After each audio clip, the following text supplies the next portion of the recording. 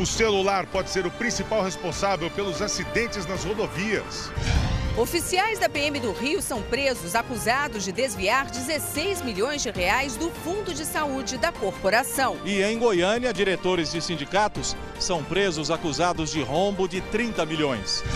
Ex-governador do Rio Grande do Sul, Olívio Dutra, é assaltado e agredido em ônibus na capital gaúcha. Análise do impeachment fica para fevereiro. E advogado da União diz que processo será superado no Congresso. Joaquim Levy deixa o Ministério da Fazenda. Nelson Barbosa assume. Enquanto isso, a inflação oficial é a maior em 13 anos. E na série especial, a banda que revive os Mamonas Assassinas e a Katy Perry brasileira.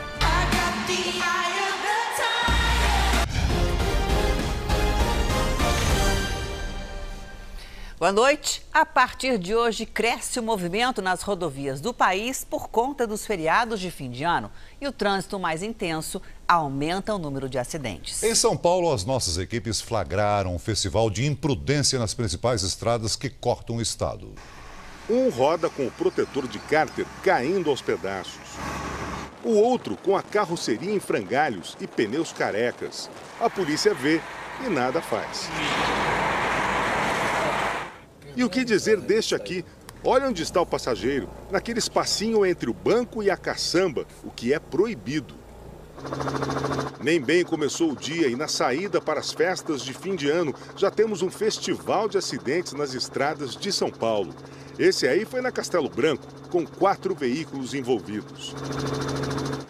E a imprudência ao volante é a principal responsável.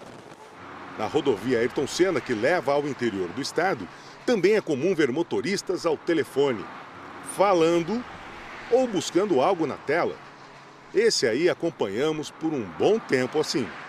A concessionária que administra a rodovia registrou até o mês de novembro agora mais de 1.500 acidentes. Boa parte deles colisões traseiras, que geralmente são provocadas, sabe pelo quê? Pela desatenção dos motoristas. Distrações, por exemplo, com equipamentos como este aqui, ó, o celular. Por isso a concessionária lançou uma campanha para tentar coibir esse mau hábito do motorista. Alguns até admitem o erro. Umas 2 vezes já bati o carro, então parei de usar o telefone agora. Usar o Viva Voz na estrada pode, mas fone de ouvido não.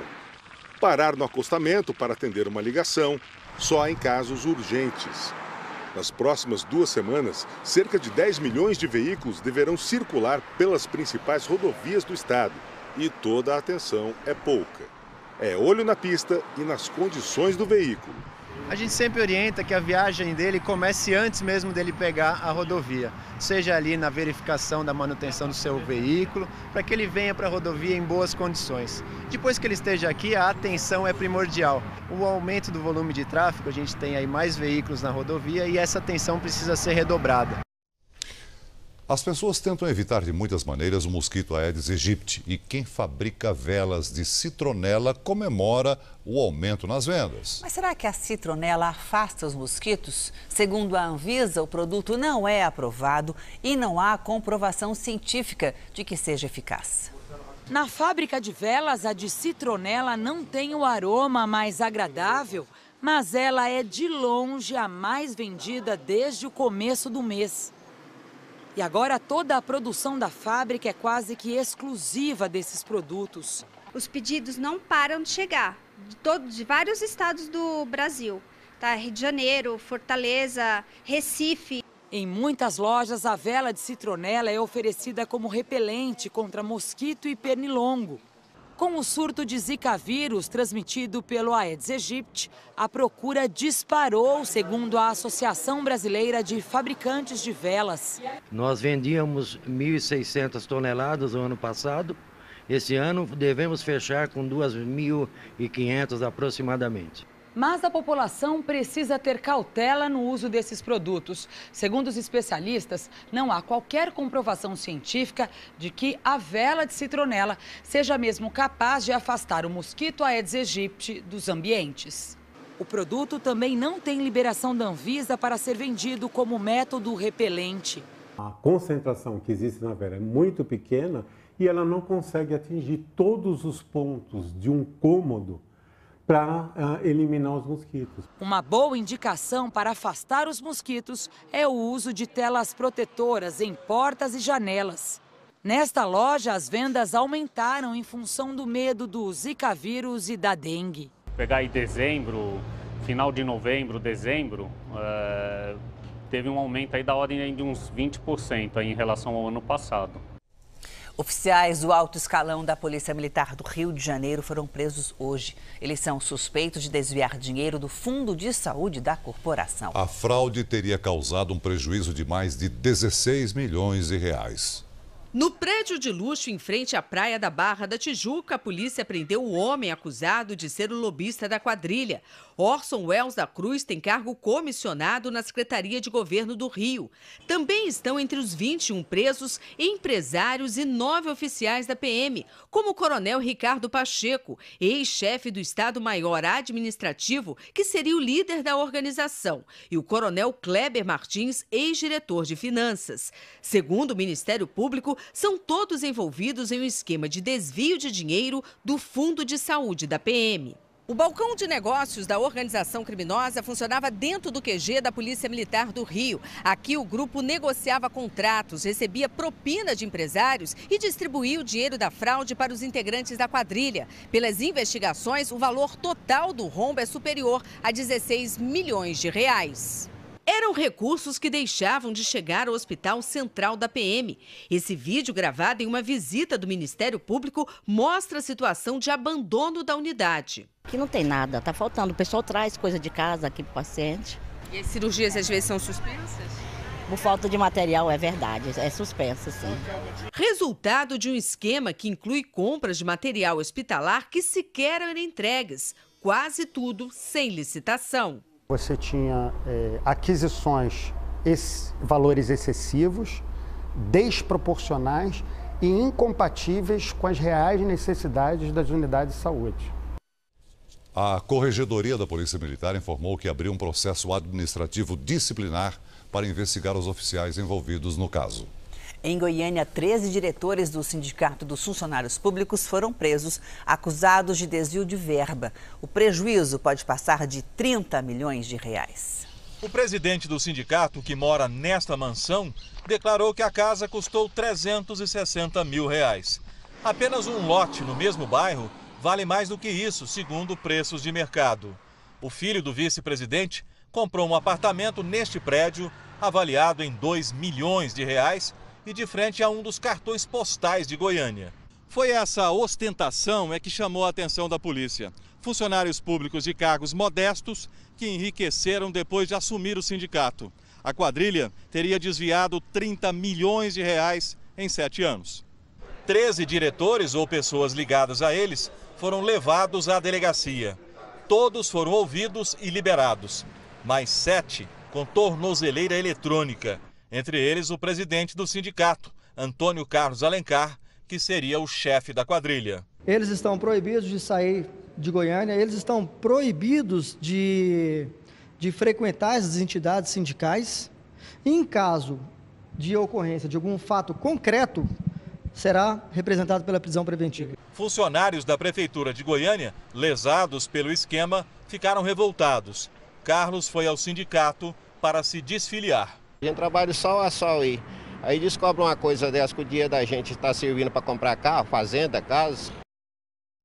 Uma mulher vítima de violência doméstica decidiu denunciar o agressor, um suplente de deputado federal do Paraná. Ela tomou coragem para expor o caso na esperança de que outras mulheres também enfrentem um medo e denunciem os agressores.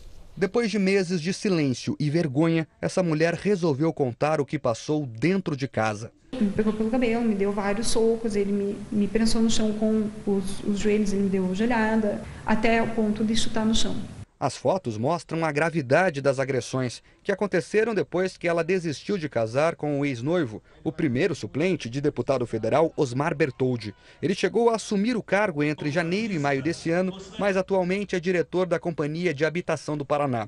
Bertoldi sempre deixou claro para Tatiane que ficaria impune, tanto que depois de bater nela, teria chegado a prendê-la dentro de casa. Ele me deixou presa desde o dia da primeira agressão até mas acho que foram seis dias. E durante esses dias, tiveram mais 2 dias de agressão física. Uma semana depois, ela conseguiu fugir e denunciou o caso à polícia. O exame de lesão corporal constatou que ela tinha hematomas nos olhos, face, ombros, pernas e até um dente quebrado. Com base na Lei Maria da Penha, a Justiça concedeu uma medida protetiva e proibiu o agressor de chegar perto da vítima, mas ele não obedeceu à decisão. Ele começou a pular o muro da minha casa.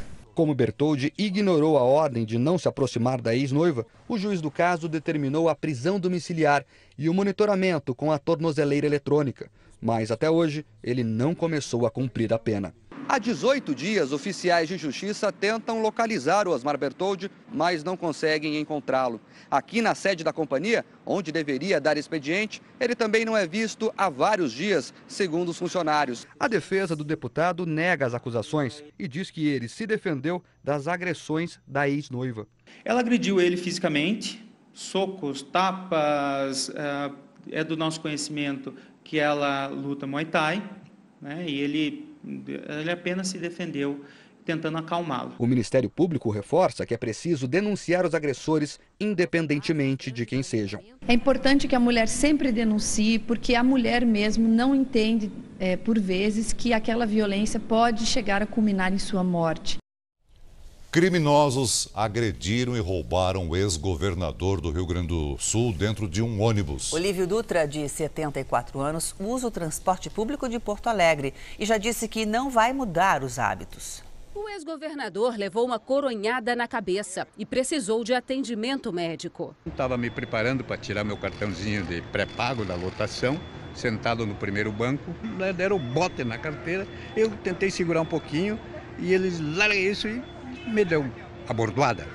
As câmeras de segurança mostram quando um dos criminosos arranca a carteira e agride Olívio Dutra. Os 2 homens fogem com R$170 e documentos. Porque efetivamente somente ele foi a vítima, tanto do roubo quanto da agressão, a gente ainda não sabe, né? Cabe aí uma investigação sobre isso. O ônibus seguia em direção ao centro da cidade. Perto deste ponto, os 2 suspeitos fizeram sinal para descer, mas não tinham pago a passagem. Por conta disso, o motorista não abriu a porta e eles avançaram contra o ex-governador.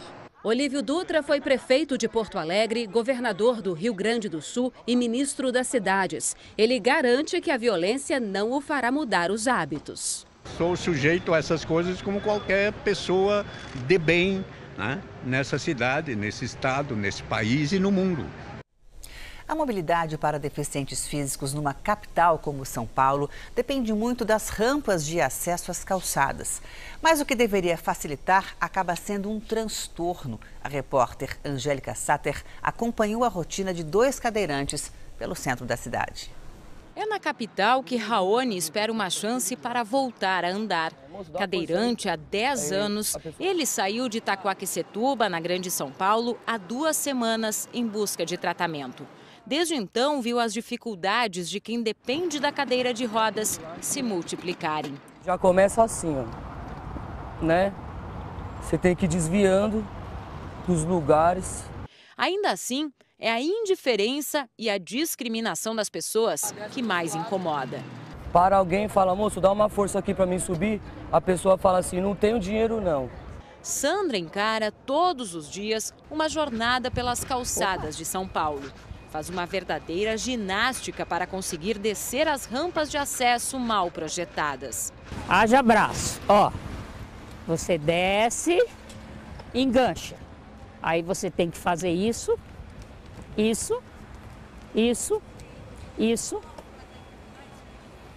para você poder ir de costas. Para Sandra, todo cuidado é pouco. É preciso desviar de todos os buracos e se equilibrar nos desníveis das calçadas remendadas de qualquer jeito.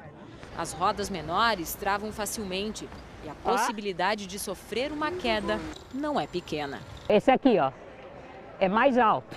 Ó, esse é mais alto.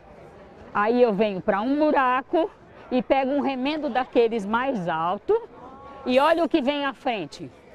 Mais alto ainda, ó. As dificuldades se estendem também para a rua. Difícil atravessar a faixa de pedestres no tempo do semáforo. Se o sinal abrir e o cadeirante ainda estiver atravessando, é muito comum ele ouvir xingamentos e buzinadas dos motoristas. O cadeirante for para a calçada, vai zoar a roda. Aí se o cadeirante vai para a rua, ele é xingado. Então como que ele vai andar?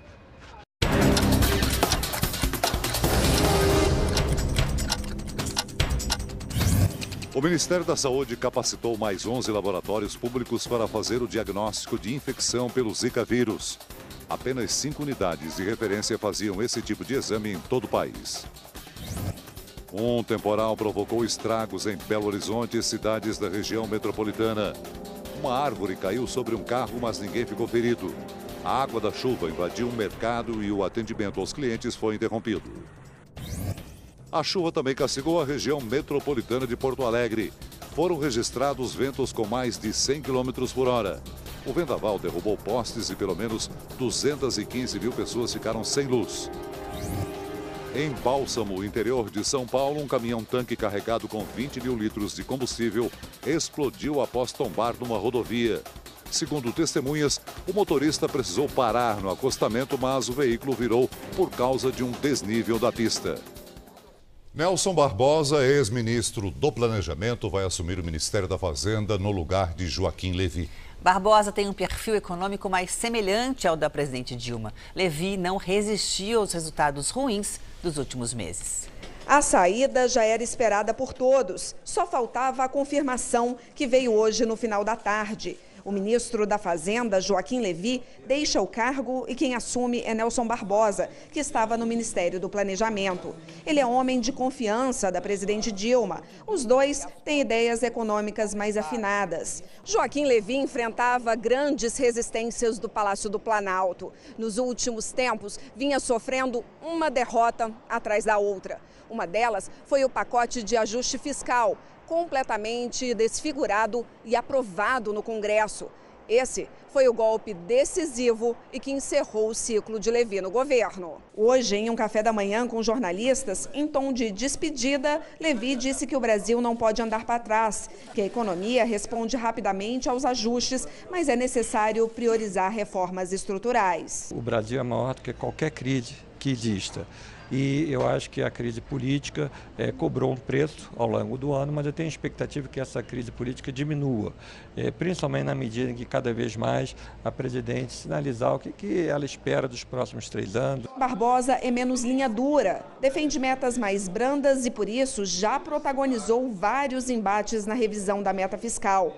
Além de ter a simpatia da esquerda petista, o novo comandante da Fazenda também tem uma boa relação com o presidente do Senado, Renan Calheiros, e com a ala pró-Dilma do PMDB.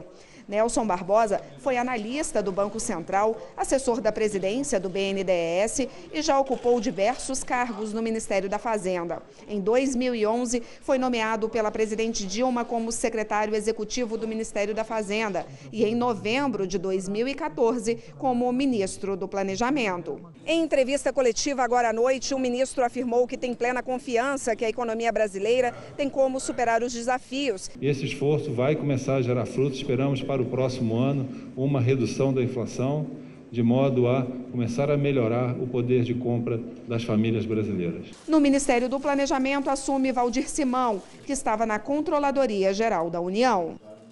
O governo ganhou fôlego com as decisões do Supremo sobre o impeachment. Tudo que já tinha sido feito na Câmara dos Deputados fica anulado. Na última sessão do ano, os ministros do Supremo Tribunal Federal se reuniram para um balanço dos trabalhos e para aprovar a ata do julgamento que definiu as regras para o impeachment. O resultado favoreceu ao Planalto, mas deixou insatisfeitos na Câmara. O presidente Eduardo Cunha reúne os líderes dos partidos na segunda-feira para avaliar se apresenta recurso ao tribunal. E levanta dúvidas, como o que fazer caso o plenário rejeite a comissão especial do impeachment indicada pelos líderes dos partidos. Toda a decisão da Justiça cabe embargos de declaração. Isso é um problema de quem votou daquela forma. Os vencedores é que tem que responder a isso. Eu fiquei vencido. Sem a convocação extraordinária do Congresso e com o recesso do Judiciário, o andamento do processo de impeachment fica adiado para fevereiro do ano que vem. A expectativa é que este período de recesso colabore para esfriar a crise política E o governo ganhou fôlego depois do julgamento do Supremo. Um processo que, na origem, no mérito, tem muitas inconsistências, nós já temos demonstrado isso, e, portanto, nós entendemos que isso vai ser superado de maneira muito firme dentro do próprio Congresso. Mas iniciativas do Ministério Público continuam tendo impacto no meio político. Hoje, o procurador-geral Rodrigo Janot pediu ao Supremo autorização para abrir o terceiro inquérito contra o senador Agripino Maia, do DEM, desta vez por peculato e lavagem de dinheiro. O caso envolve repasses em dinheiro de um possível funcionário fantasma do senador. Agripino nega as acusações e se coloca à disposição da Justiça. Já o ministro Teori Zavascki, relator da Lava Jato, determinou a investigação contra mais um deputado, Mário Negromonte Júnior, do PP, suspeito de receber dinheiro do esquema da Petrobras em forma de doações oficiais. O deputado se declara surpreso com a decisão, diz que as doações foram feitas ao partido e que desconhece os doadores. Zavascki também autorizou a transferência de Delcídio do Amaral, pedida pela defesa do senador, da Superintendência da Polícia Federal em Brasília para o Batalhão de Trânsito da Polícia Militar. O ex-líder do governo está em prisão preventiva por obstrução da Justiça desde 25 de novembro. A Procuradoria-Geral da República denunciou ao Supremo Tribunal Federal o deputado Vander Lubê, do PT do Mato Grosso, envolvido na Operação Lava Jato. Ele é acusado de corrupção passiva, lavagem de dinheiro e formação de quadrilha, num esquema ligado ao ex-senador Fernando Collor, do PTB de Alagoas, na BR Distribuidora. Também foi denunciado o ex-ministro de Collor, Pedro Paulo Leone Ramos. A ação corre em segredo de justiça. O doleiro Alberto Youssef e o ex-diretor da Petrobras, Nestor Cerveró, que fecharam um acordo de delação com a Justiça, ganharam o direito de passar o Natal e o Ano Novo com a família. Youssef e Cerveró devem deixar a prisão na quarta-feira. A saída temporária de 10 dias foi autorizada pelo Supremo Tribunal Federal pela colaboração deles às investigações da Lava Jato. Alberto Youssef vai passar as festas de fim de ano numa casa alugada na região metropolitana de Curitiba. Já o destino de Nestor Cerveró é desconhecido, mas ele terá que usar tornozeleira eletrônica. Os dois serão vigiados e protegidos por policiais federais no período em que vão ficar longe da prisão. E o banqueiro André Esteves já está em liberdade. Esteves deixou o complexo penitenciário de Bangu, no Rio de Janeiro, e foi levado para a sede da Polícia Federal, onde entregou o passaporte. O banqueiro abraçou os advogados, comemorando a saída do presídio. Sorridente, entrou num carro particular e seguiu para o aeroporto Santos Dumont. Esteves vai cumprir a prisão domiciliar em São Paulo. Ele terá que ficar afastado da administração das empresas que são investigadas pela Lava Jato, não poderá ter contato com outros investigados e nem deixar o país. O banqueiro estava preso desde o dia 25 de novembro, acusado de tentar atrapalhar as investigações sobre o esquema de corrupção na Petrobras. O ministro Luiz Roberto Barroso, do Supremo Tribunal Federal, autorizou o regime semiaberto para Cátia Rabelo. Ex-presidente do Banco Rural, ela foi condenada a 14 anos e 5 meses de prisão por lavagem de dinheiro, evasão de divisas e gestão fraudulenta de instituição financeira no julgamento do Mensalão. Foi uma luta para chegar ao topo, mas o novo campeão mundial de surf é um exemplo de superação. De origem humilde, Adriano de Souza, conhecido como Mineirinho, teve desde o começo o apoio fundamental da família. Era bem cedo e a mãe do campeão já tinha ido à praia. Foi perto do mar para agradecer. O mar que está dando meu pão de cada dia. O sorriso não larga mais a dona Luzimar. Ela é mãe de Adriano de Souza, o Mineirinho, campeão mundial de surf. Relembrar os tempos difíceis só aumenta a felicidade. Ele comprava uma bicicleta para ele chegava chorando. Mãe, roubaram minha bicicleta. Eu disse, tem nada não, meu filho, a mãe vai comprar outra. A mãe comprou. Nessa brincadeira, foi 17 bicicletas que foi roubada dele. Não é à toa que Mineirinho dedicou o título à família, que mora em Guarujá, no litoral de São Paulo. Dedico muito a esse troféu de campeão do mundo ao meu irmão, que por R$30 ele comprou uma prancha de surf para mim. E na época eu sei que era muito dinheiro para ele comprar essa prancha. Foi no momento que eu percebi que ele estava interessado, que ele queria realmente aquilo, que ele estava gostando de surfar. e que iria ajudar ele, iria no mínimo tirar ele das ruas e que ia formar um caráter para ele. Depois que ganhou a primeira prancha do irmão e passou a se dedicar mais ao esporte, Mineirinho decidiu que poderia se aventurar em ondas maiores. Ele tinha só 8 anos de idade quando começou a surfar aqui, um dos melhores locais de onda do Guarujá. Até chegar ao topo foi muita batalha. Durante o campeonato, Mineirinho enfrentou feras do surf, inclusive o campeão do ano passado, Gabriel Medina. Essa foi a segunda vez que um brasileiro conquistou o Campeonato Mundial de Surf. A galera começou a desacreditar, né? O Adriano não vai conseguir mais, porque já passou o tempo dele. E ele provou que não, que com trabalho, determinação, você consegue.